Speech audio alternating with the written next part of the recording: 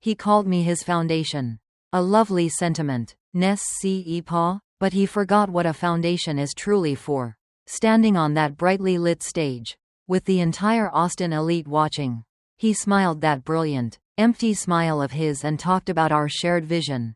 Then, he brought another woman out to share the spotlight he'd stolen from me. That was his mistake. He thought the foundation was there to support him no matter what. He never imagined that the architect who designed the entire building might have a contingency plan. I waited for the applause to die down. And then I walked towards the stage. My voice, when I spoke into the microphone, was calm. A beautiful speech. Julian, I said, but a foundation is worthless when the architect decides to revoke the blueprints and trigger a controlled demolition.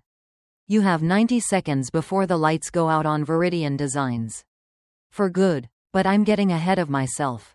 To understand how I could flip that switch, you need to understand the beautiful, sustainable, perfectly engineered cage I had been living in for years. That morning, 2 weeks before the gala, I woke to the soft, synthesized chime of our smart home. The Texas sun was just beginning to cast a warm glow over the Austin skyline, visible through the floor-to-ceiling windows of our penthouse. For a moment, everything was still. The air was cool, filtered, smelling faintly of glass cleaner and nothing else.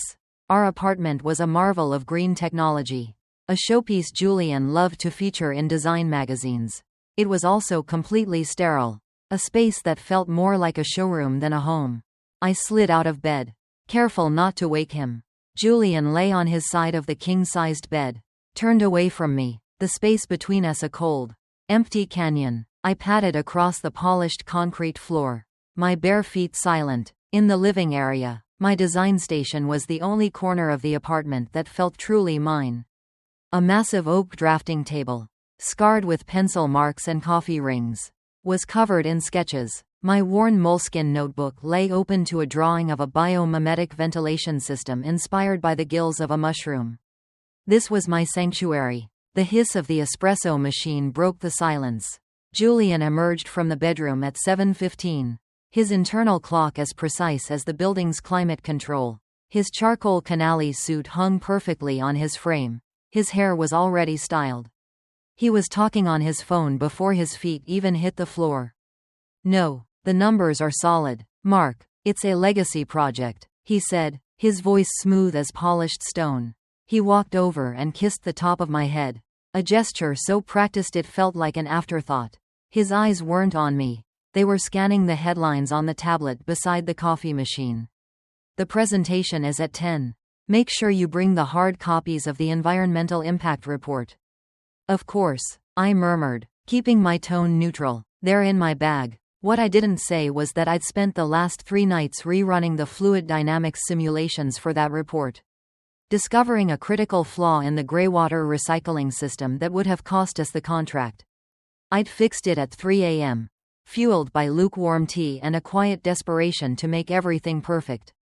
The system, Helia, was my baby, born from my master's thesis at Berkeley. It was a revolutionary building management AI that learned and adapted to its environment. But in Julian's world, I was just the woman who compiled the reports while he explained my work to rooms full of men in expensive suits. 3 hours later, I was standing at the back of a glass-walled boardroom on the 40th floor, arranging bottles of mineral water while Julian tested the presentation clicker. 20 investors would arrive soon. Men from venture capital firms who saw sustainability as the next profitable trend. They would never know that the elegant, world-changing designs Julian was about to present, the ones that consistently beat energy efficiency standards by 40%, had originated in my messy sketchbook. Not his. "Remember, Ellie," Julian said, adjusting his tie in the reflection of the window overlooking the city. "Keep the technical explanations brief if anyone asks. We don't want to get bogged down in the weeds. We sell the vision, not the schematics." The vision. That was what our life had become. A carefully constructed story where Julian Croft, the charismatic scion of a Texas oil family, was the brilliant visionary saving the world one green building at a time. And I was the quiet, supportive partner who was lucky to be along for the ride. Never mind that I wrote every line of Helia's foundational code. Never mind that I was the one who could predict a building's energy consumption over a decade with almost perfect accuracy. The investors filed in, shaking Julian's hand with the reverence reserved for someone who could turn their millions into billions. I served coffee from a silver carafe, as invisible as the polished concrete beneath my feet. Our new Elysian Fields development isn't just a building, it's a living ecosystem. Julian began, his voice resonating with a passion I knew he'd rehearsed in the mirror. He clicked to a slide showing a stunning 3D render, my render, of a tower draped in vertical gardens. An older investor, a sharp-eyed man named Mr. Chen, raised his hand. "Ms. Vance," he said, catching me by surprise, "your name is on the patents for the atmospheric water generation system. Can you explain the efficiency variance between high humidity and low humidity environments?" I opened my mouth to answer, a flicker of excitement running through me. I could have explained the hybrid desiccant-based approach I'd developed. What Ellie has created is essentially a building that breathes. Julian cut in smoothly, stepping in front of me with an easy smile. It drinks the air. It's a simple, elegant solution. Now, about those Q3 profit projections. He steered the conversation back to money. And Mr. Chen, satisfied with the soundbite, nodded. The moment was over. I saw the look on the faces of the other investors, a flicker of dismissal. I was just the technical support. The woman in the weeds. I retreated to the back of the room, my hands steady as I refilled a water glass. But inside, a small, cold knot formed in my stomach. The vision he was selling wasn't ours anymore. It was his, and in that vision, I was beginning to fade. The knot in my stomach didn't loosen when we got home that evening. Julian was in high spirits, pouring 2 glasses of a ridiculously expensive Cabernet he'd been saving. "A toast," he announced, handing me a glass. "To the Elysian Fields project. To us." He clinked his glass against mine, the sound of the crystal sharp in the quiet apartment. I smiled and took a sip, the wine tasting like ash in my mouth. He didn't seem to notice the silence that followed, immediately launching into a story about one of the investors who owned a yacht in Monaco. I excused myself, claiming I needed to answer a few emails, and retreated to my design station. The truth was, I just couldn't perform the role of the proud, supportive partner tonight. I stared at the complex schematics on my screen, but my mind was back in that boardroom, replaying the moment Julian had stepped in front of me, effortlessly erasing my expertise with a charming soundbite. That's when my phone buzzed. The screen lit up with a picture of my mom, smiling, standing in front of a giant Douglas fir. I answered immediately. "Hey, Mom, how are you?" "Oh, you know, same old, same old." Her voice crackled over the line from 3,000 kilometers away in Oregon.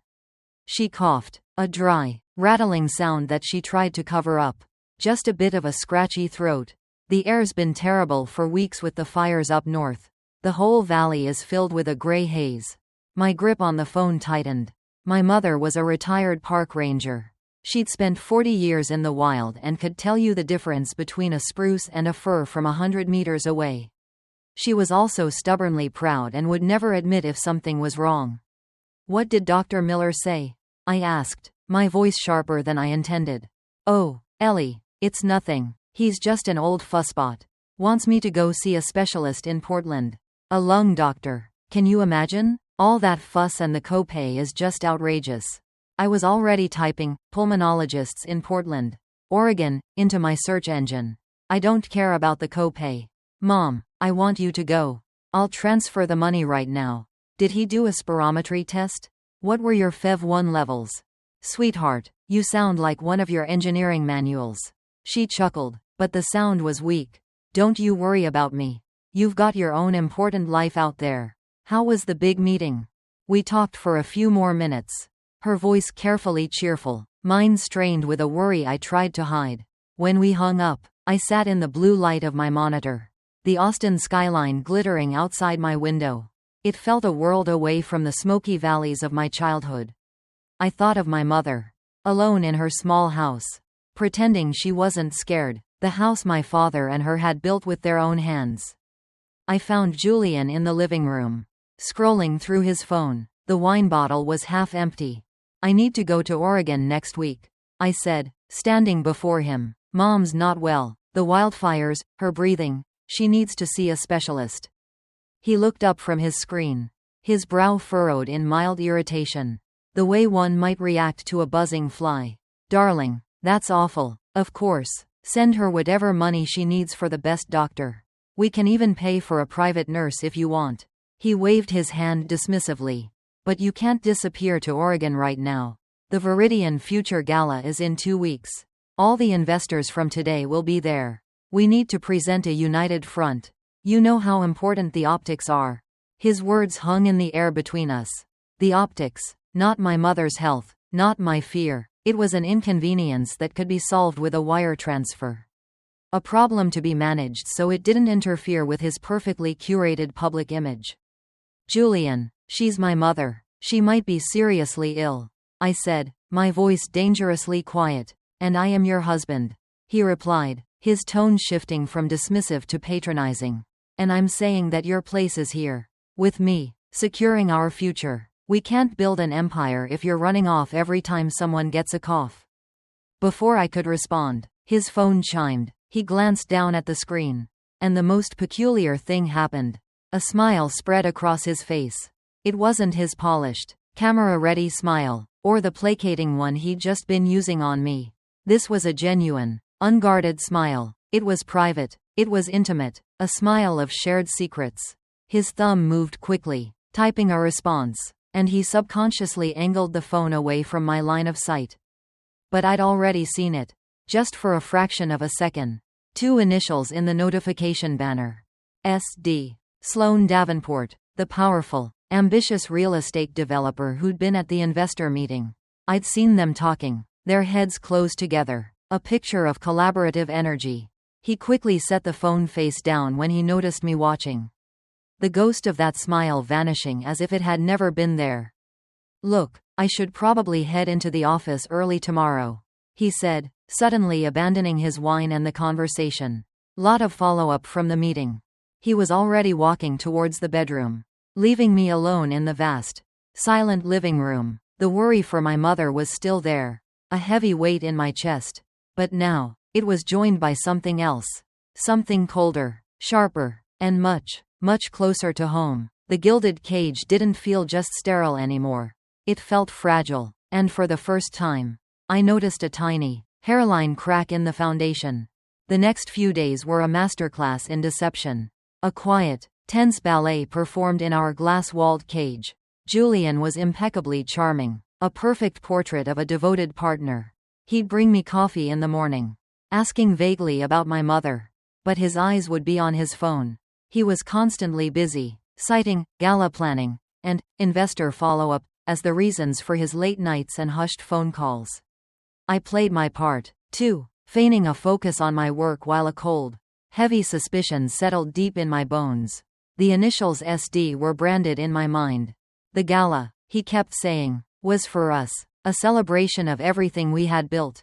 It was a funny choice of words, given that I felt more like a ghost in our own company than ever before.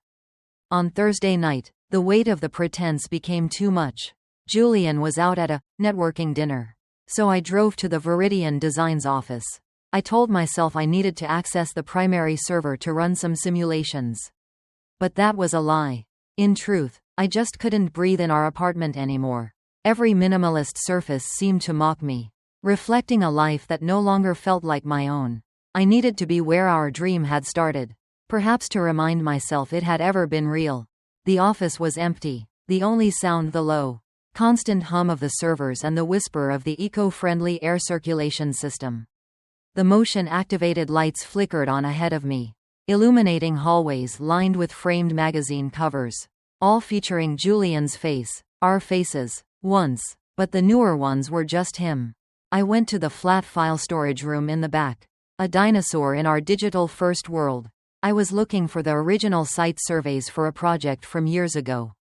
Anything to connect with a time when our collaboration felt real, equal. The room smelled of paper and dust. I pulled open a wide, heavy drawer, my fingers tracing the labels. My hand brushed against a thick, unlabeled cardboard tube tucked away in the wrong slot, shoved in the back as if in a hurry. Curiosity, or maybe some deeper instinct, made me pull it out. It was heavy, far heavier than a simple site survey. I carried it to the main design floor and unrolled it across the massive central drafting table. My breath caught in my throat. It was a full set of architectural blueprints for a new, massive development on the shores of Lake Travis. A 50-story residential tower that was more ambitious than anything we had ever attempted. But the design, mon Dieu. The design was mine. It was a twisted, funhouse mirror version of my own work. My signature biomimetic curves were there. But they were exaggerated, made ostentatious. My integrated rainwater reclamation system was included. But it was branded with a different name. I scanned the title block, my heart hammering against my ribs. The client was Davenport Realty Holdings. The project architect was listed as Julian Croft. And then I saw the project code name, printed in a clean, sans serif font. Project Nightingale. The air left my lungs in a single, painful rush. A nightingale. We had been in a tiny village in the south of France. Years ago, celebrating our first anniversary, we heard a nightingale sing at dusk. And Julian had turned to me and said, "That's what your designs are like. Something beautiful and incredibly complex. Singing when the rest of the world is quiet." He'd promised we would one day build a project so perfect, we'd name it after that moment. He had taken that intimate memory, that sacred little piece of our shared history, and given it to her. Taped to the corner of the blueprint was a folded piece of paper. Not a formal memo, but a page torn from a notepad, covered in Julian's familiar, aggressive handwriting. It was a hastily drawn organizational chart. Julian's name was at the top, circled. An arrow shot down to a box that read, Sloan DCDO. Chief Design Officer. My role. The role I was never officially given but had fulfilled every single day for 8 years. Below that, another box. My own name, Elara V. And next to it, a cold, clinical note. E-transitions to consultant role post-Gala. Phase out by Q4. Phase out. I traced the words with a trembling finger. I wasn't his partner. I wasn't even an employee to be fired. I was a component to be phased out. A loose end to be tidied up after the party was over. It all clicked into place with sickening clarity. The dismissiveness, the secret smiles, the constant, obsessive focus on the gala. It wasn't a celebration. It was a closing ceremony. The final act of my slow and methodical erasure. I sank into a chair. The vast, empty office pressing in on me. The glittering lights of the city outside, once a symbol of our shared ambition, now seemed like distant, mocking stars. The shock was a physical thing. A crushing weight that made it hard to breathe. He wasn't just leaving me.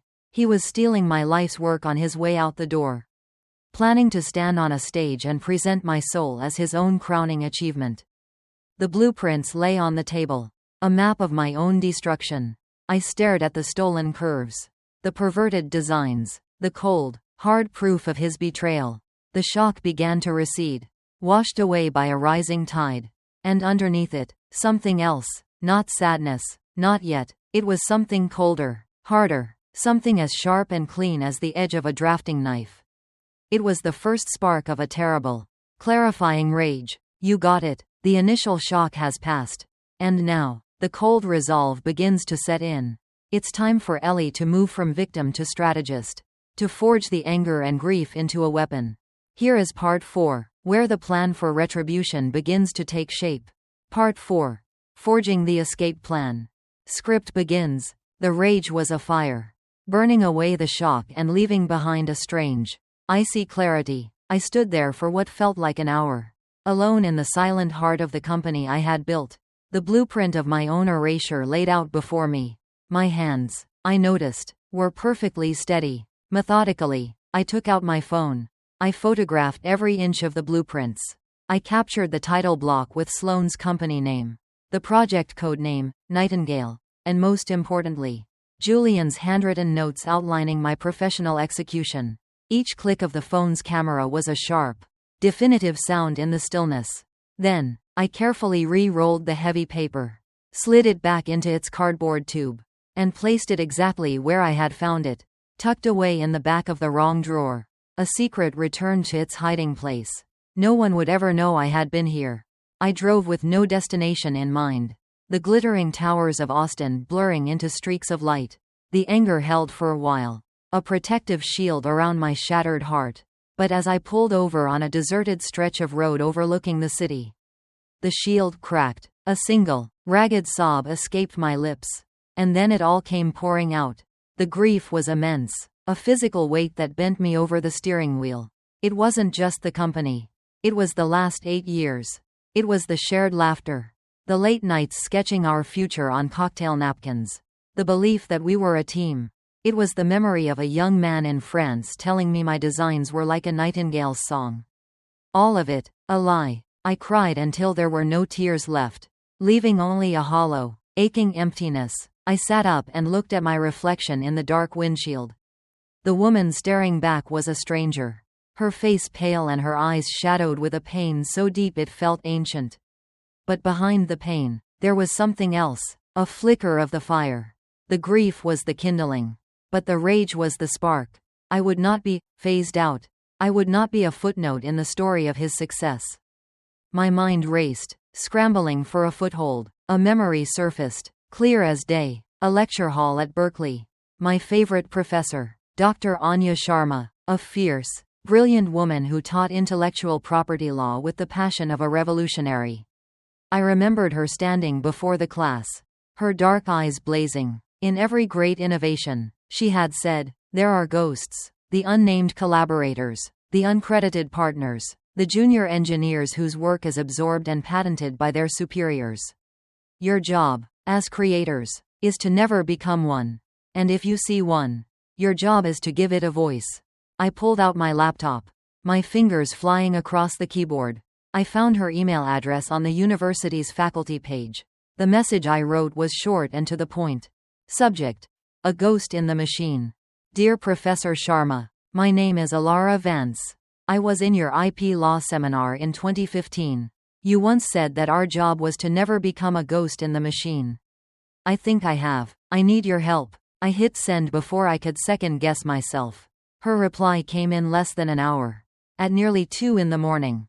Elara, I remember you. Your thesis on biomimetic AI was groundbreaking. Meet me tomorrow. 10 a.m. Blackbird Coffee on Manor Road. Come alone. The next morning, I walked into the small, quiet coffee shop far from the downtown core. Anya Sharma looked exactly the same, if a little grayer at the temples. Her focus as intense as ever. She didn't offer sympathy or platitudes. She just pointed to the chair opposite her and said, "Show me." I slid my phone across the table. She swiped through the pictures.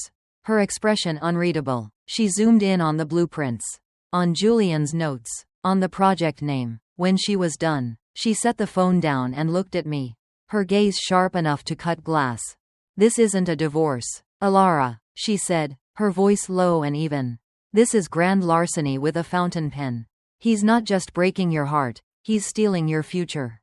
The question is, what are we going to do about it? The word, we, was the first lifeline I'd been thrown.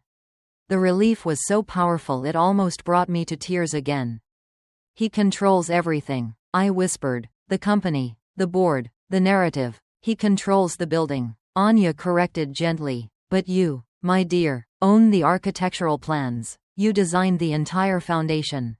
Helia, your AI, are the core patents under your name. Or the company's? My maiden name, I said, the memory coming back in a rush. I filed the provisional patents before Julian and I even incorporated. Anya's lips curved into a thin, dangerous smile. Oh, this is good. This is very, very good. Men like Julian Croft have a fatal flaw. Their arrogance is a blinding force. They never read the fine print of a contract because they genuinely believe they are the ones writing the story. And that's when the plan began to form. Not just an escape plan. A takeover. Anya sketched it out on a napkin. We wouldn't sue him. Not yet. That would be a public, messy war of attrition he was prepared to fight. No, we would dismantle his empire from the inside out, using his own arrogance and inattention as our primary weapons. First, we establish a new entity. A shell corporation. Something discreet, Anya said, her pen flying across the napkin. It will be your vessel. I thought for a moment. Cascade Holdings. I said. A cascade starts as a small trickle of water. But with enough momentum, it can carve through stone. Perfect. Anya nodded. Cascade Holdings. Now, you mentioned he manages his family's finances? The oil money? I set up their entire investment portfolio. I confirmed. They think I'm just a glorified bookkeeper. Even better, she said, her eyes gleaming. You are going to use Cascade Holdings to buy their debt. You are going to become their silent, invisible creditor. And in the fine print of that refinancing agreement, we are going to bury a lovely little moral turpitude clause. And then, my dear Elara, then we go after your nightingale. I left the coffee shop 2 hours later. The world seeming both darker and sharper than it had before. The grief was still there. A cold stone in my stomach. But it was no longer just grief. It was fuel. I wasn't a ghost. I was an architect. And I was about to design a structure he would never see coming until it was too late. The days that followed were lived in a state of suspended animation. On the surface, I was the same Elara. I made coffee in the morning. I sat in on Julian's conference calls. I smiled politely at his jokes. I was playing the part of a woman who had no idea her world was scheduled for demolition. But beneath the calm facade, a furious, clandestine effort was underway. My life now had two distinct halves: the placid daytime performance for Julian, and the secret late-night hours where I worked with Anya to build my Trojan horse. The first step was giving our ghost a body. Cascade Holdings was incorporated in Delaware within 48 hours. A marvel of legal efficiency. It existed only as a sheaf of documents and an encrypted folder on Anya's server. A company with no office, no staff, and one sole, silent owner. Me. My nights were a blur of encrypted emails, virtual private networks, and burner phones. I was becoming an expert in the art of invisibility. The very skill I had perfected in my own marriage. But this time, I was using it as a weapon. The opportunity to deploy it came sooner than I expected. That Sunday, we were at the sprawling Croft Ranch in the Texas Hill Country for the family's weekly dinner. The air was thick with the scent of brisket and Garrett Croft's expensive cigar smoke. He held court from a leather armchair on the veranda, complaining to Julian about the bank. These vultures at Ameribank, he grumbled, swirling the whiskey in his glass. They want to renegotiate the interest rate on this whole damned property. Highway robbery, is what it is. 30 years I've been with them. And they treat me like some sorta wildcatter. Julian nodded sympathetically, but I could see his attention was on his phone. Likely texting Sloane. I looked up from my plate, keeping my expression neutral, my heart suddenly beating a steady, deliberate rhythm. The door was opening. You know, Garrett, I said, my voice casual. Some of the private equity groups we work with have started moving into legacy real estate. They're looking for stable, low-risk opportunities. They can be much more flexible on terms than the big banks. Garrett's sharp eyes fixed on me, a flicker of genuine interest cutting through his usual dismissiveness. It was the first time he'd looked at me all evening. Is that so? What kind of terms are we talking? I've seen them go as low as 4%, with more adaptable payment schedules. I replied, taking a slow sip of my iced tea. They prefer to build relationships with established families. I could make an introduction, if you'd like. That was all it took. Within a week, I was orchestrating the deal that would become their coup de grace. The investment partners at Cascade Holdings were, on paper, incredibly impressive. Anya had fabricated a series of phantom executives, complete with LinkedIn profiles and credentials from Harvard and Wharton. The documentation we prepared was a masterpiece of legal camouflage, hundreds of pages of standard lending language that any lawyer would recognize. Garrett's attorney, a portly man named Bill who was more interested in his golf handicap than in due diligence, skimmed it all during a rushed Friday afternoon review. It's all boilerplate, Garrett, he'd said over the phone. A call I listened to from my own office. Standard stuff. Actually, the terms are better than I've seen in years. Sign it. The signing was scheduled for the following Tuesday at the Viridian Designs office. Garrett arrived, filling the room with his oversized presence. He sat at the head of our boardroom table, the same table where Julian had sold my genius to investors just a week before. I laid the documents in front of him. a thick stack of paper representing the transfer of his entire legacy into my hands.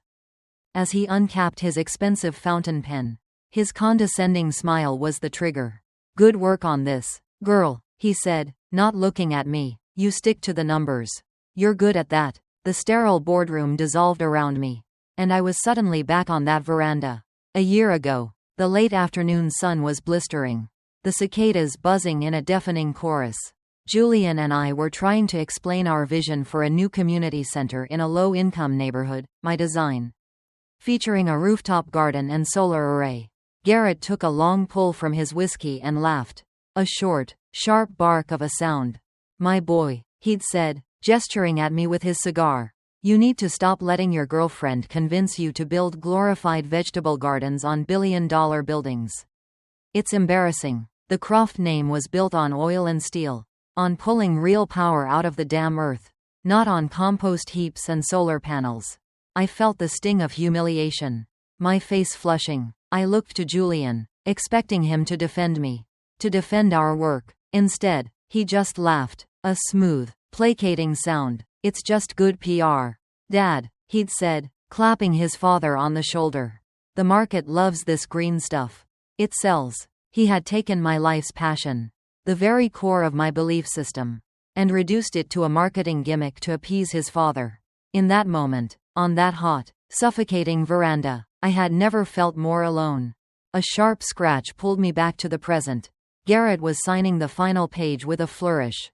The ink was a deep, damning blue against the crisp white paper. He had just handed me the keys to his kingdom, and he had done it with the same casual dismissal he had shown me my entire life. He pushed the stack of papers towards me. "All right, that's done. Now, let's not talk about business anymore. Julian tells me you're planning one hell of a party." I gathered the documents, my touch serene. "It's going to be a night to remember," I said, my voice perfectly even. That evening, I got the confirmation from Anya. The wire transfers were complete. The debt on the Croft Ranch, a property that had been in their family for a century, now belonged to Cascade Holdings.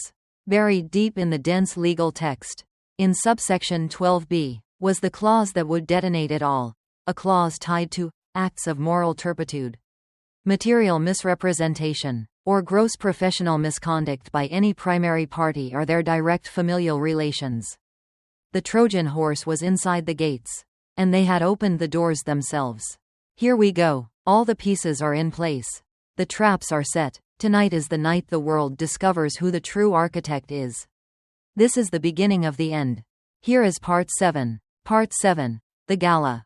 Script begins. The night of the Viridian Future Gala arrived on a wave of oppressive Texas heat. While Julian spent the day in a flurry of self-important activity, I moved through our apartment with a preternatural calm. The storm was here, and I had become its quiet, unmoving eye. I chose my dress with the care of a soldier selecting armor. Not the designer gown Julian had laid out for me, but a simple, midnight blue sheath dress.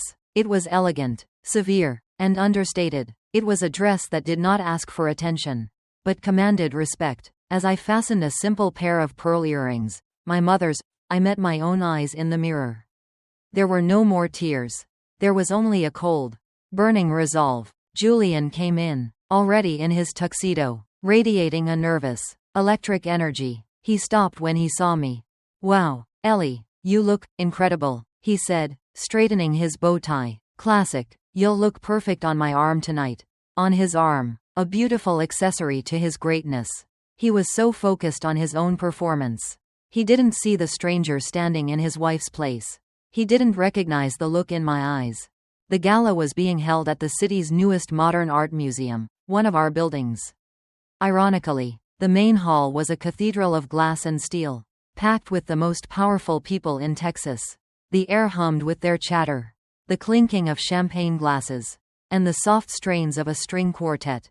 Julian, in his element, plunged into the crowd, shaking hands, accepting praise, his laughter echoing through the cavernous space. I stayed by his side, a serene, smiling ghost. I saw them all, the investors from the boardroom, their wives dripping in jewels. Garrett Croft, holding court by the bar, accepting congratulations on his son's genius. And then I saw Sloane Davenport. She was a vision in a blood-red dress. A stark slash of color in the sea of black and white. She moved through the room with the predatory grace of a shark. Julian occasionally orbiting back to her. Their hands brushing. Their heads bent close together. An hour into the evening. She approached me while Julian was speaking to a city councilman. "Elara," she said, her smile wide but her eyes cold. "I'm so glad you're here. It's going to be a monumental night for Viridian." The subtext was as sharp as glass. "This is my stage now. Enjoy the show from the audience. The future is always full of surprises. Isn't it?" I replied, my own smile just as placid, just as meaningless. A flicker of confusion crossed her face before she was swept away by another guest. At 10 o'clock, the lights dimmed. A single, brilliant spotlight hit the stage at the front of the hall. Julian walked into it, a conquering hero, and the room erupted in applause. He tapped the microphone, his grin incandescent. "Thank you all for coming," he began, his voice smooth as velvet. "Tonight, we celebrate the future. But before we look forward, I want to honor the past. None of this would be possible without the support of my incredible partner. My rock, Elara." He gestured to me. A polite wave of applause rippled through the room. I felt hundreds of pairs of eyes on me, full of a mixture of admiration and pity for the quiet, supportive wife. "Ellie has been the heart of this operation from day one," he continued, his voice thick with a sincerity that made my stomach turn. "Her tireless support, her belief in the vision, she has been the foundation upon which all of this was built." He let the word hang in the air. Foundation, support, heart, all words for things that are essential but invisible. Things you stand on top of to make yourself look taller. "And now," he said, his voice rising with excitement, "as we launch into a bold new chapter for Viridian Designs, it's time to unveil the next evolution of that vision. It is my honor to announce a groundbreaking new partnership, and to introduce the woman who will help lead us into the future, our new Chief Design Officer, the brilliant Sloane Davenport." The applause was thunderous this time. Sloane, looking triumphant, glided onto the stage. Julian took her hand, holding it high like a trophy. They stood together in the spotlight. A perfect power couple, basking in the adoration of the crowd. He had done it. He had publicly thanked me, then replaced me in the same breath. The perfect, painless erasure. But the architect is the one who decides when a building's design is complete. As the applause for Sloane began to crest, I started to move. I didn't rush. I walked with a calm, deliberate pace from my place at the side of the room, my heels clicking softly on the polished marble floor. I carried my small, sleek tablet in my hand. A few people noticed me first, then a few more. A confused murmur began to ripple through the crowd, starting at the edges and moving towards the center. The applause faltered, then died completely. A strange, uncertain silence fell over the great hall.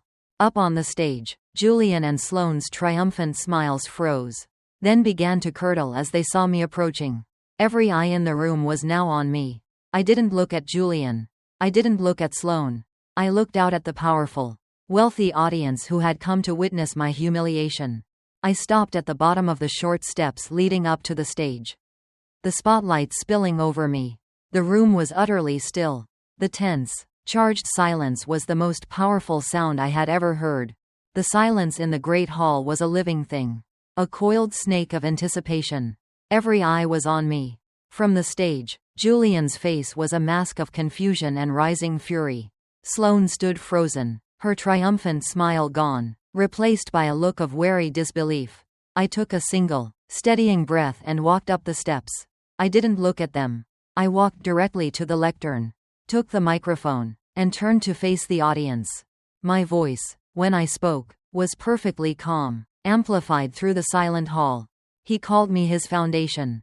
I began, my voice echoing slightly. A lovely sentiment. I'm sure he meant it as a compliment. But he forgot what a foundation is for. It is the core, the source of all structural integrity.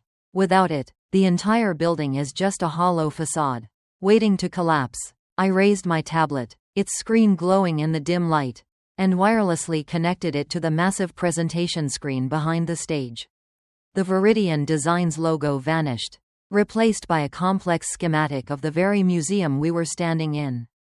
The true foundation of Viridian Designs isn't steel or concrete. I continued. It's an AI called Helia. She runs everything. My AI. A pulsing red line appeared on the schematic, severing the building's connection to a box labeled Helia Core. As of 2 minutes ago, Helia, in this building and in every Viridian property across the country, has been permanently firewalled behind a wall of code that only I can penetrate. The digital nervous system is dead. Your smart buildings are now just buildings. As if on cue, half the accent lights in the Great Hall flickered and died, plunging the edges of the room into shadow. A collective gasp went through the crowd. Phones were suddenly out, screens lighting up the darkness like fireflies. But a foundation is worthless when the architect decides to revoke the blueprints, I said, my voice hardening. On the screen, the schematic was replaced by a high-resolution scan of a legal document. And as for the Croft family legacy, the camera zoomed in on the deed for the Croft Ranch. Then to the foreclosure notice. It was refinanced last week. The moral turpitude clause in subsection 12B of their loan agreement, a clause pertaining to acts of gross professional misconduct, has just been triggered by this public announcement. The property is now in receivership under its new creditor. I swiped the screen one last time, and the name of the creditor appeared in enormous block letters for all to see, Cascade Holdings. A roar of confusion and anger erupted from the crowd. I saw Garrett Croft stumble backwards, his face ashen, grabbing the arm of the man next to him. Investors were on their feet, shouting questions. In the chaos, I finally turned and looked at Julian. The mask of charisma had shattered, leaving behind a face of pure, uncomprehending panic. You sell the vision, Julian, I said, my voice dropping, meant only for him. But you never bothered to own the schematics.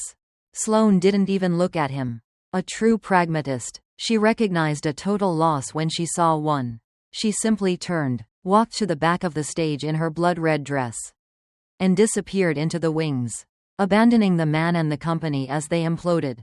I placed the microphone carefully back in its stand. My work here was done. I turned and walked off the stage, not looking back. I could hear the sounds of an empire crumbling behind me, the shouting, the frantic phone calls, Garrett Croft's voice bellowing for his lawyer.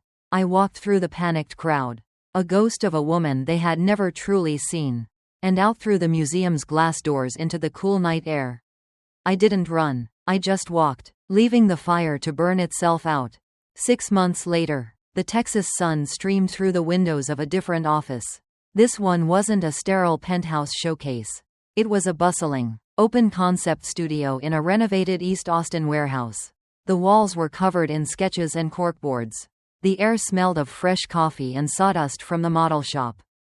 And the sound of excited, collaborative chatter was everywhere. On the frosted glass of the front door, a name was etched in a simple, elegant font, Athena Designs. My phone buzzed. It was a video call from my mom. Her face, now clear and healthy, smiled from the screen. Behind her, I could see the sun glinting off the river from the balcony of her new condo. Just 2 kilometers from my own. The book club loved the new designs. Sweetheart, she said, her voice full of pride. Barbara says you're a miracle worker. I had a good teacher. I smiled. You're the one who taught me that the strongest structures are the ones with the deepest roots. We talked for a few more minutes before she had to go. She was volunteering at the local community garden. Voila, a life of purpose. I ended the call and looked around my office. My team, 3 of the most brilliant female engineers and designers, all of whom had been overlooked and underestimated at their previous firms, was gathered around a central table, animatedly debating the fluid dynamics of a new low-cost housing project. We weren't just building towers for the rich, we were designing communities. The news had been filled with the fallout for months. Julian and his father were buried in lawsuits from investors. Viridian Designs was a hollowed-out shell, its assets frozen, its reputation destroyed. Sloane had already moved on, rebranding herself as a victim of Julian's fraud. Last I heard, Julian was selling off his expensive watches to pay his legal fees. I felt nothing about it. No joy, no satisfaction, no anger. It was simply a problem I had solved. My revenge wasn't his destruction, it was my own creation. It was this room, this team, this feeling of building something real and honest from the ground up. I walked to the window and looked out at the city skyline. Julian had thought he was ending my story that night at the gala. Instead, he had set me free to write a much better one. He had taken my name off the blueprints. So I had simply designed a new world for myself. On my own terms. A world where the architect finally got to live in the house she built. At its heart, this story is about the quiet, seismic power of reclaiming what is yours. So many of us, especially in our careers and relationships, become the foundation for someone else's dream. We provide the support, the ideas, and the tireless effort, often while our own contributions are minimized or erased entirely. We make ourselves small to fit into spaces that were, in fact, built on our own strength. Elara's journey begins in that familiar, suffocating silence, but it reminds us that a foundation is the most critical part of any structure. When it is removed, even the most impressive empire built on lies will inevitably crumble to dust. But the true lesson here, the real core of the story, isn't about the satisfying crash of a well-deserved downfall. The most profound victory wasn't the demolition, it was the deliberate, thoughtful act of creation that followed. True revenge wasn't watching her old world burn, but in building a new one from the ashes, a world founded on collaboration, respect, and the unapologetic ownership of her own brilliance. She didn't just escape a cage, she designed a sanctuary for herself and for others who had been overlooked. It's a powerful reminder that our value is never determined by those who refuse to see it. It is determined by what we choose to build. We've all had moments of feeling invisible. What was a time you had to become the architect of your own new beginning? Share your story in the comments below. We'd be honored to hear it. Take care of yourselves and each other.